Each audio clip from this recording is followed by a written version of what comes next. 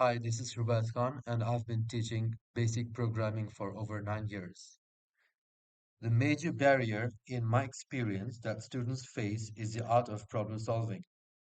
Students rush to code without a proper plan and sometimes no plan at all, with the notion that a programming language actually solves a given problem. Well, let me tell you that programming is like constructing a building. There are three phases: planning, constructing, and testing. Programming, as I said before, in its core is planning, in other words, problem solving. We often mistake problem solving as coding. In my experience, I saw students use code to solve a given problem.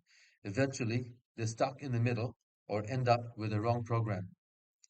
So before you start code, you need to solve the problem on paper, just like an architect designs a building before construction.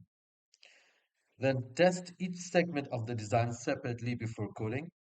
And once you have solved the problem on paper, you'll use your coding skills to convert the design to a runnable program.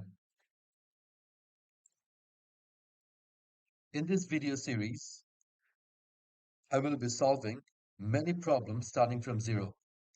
For every problem we solve, we will see how to design, code, and test in details. Thank you.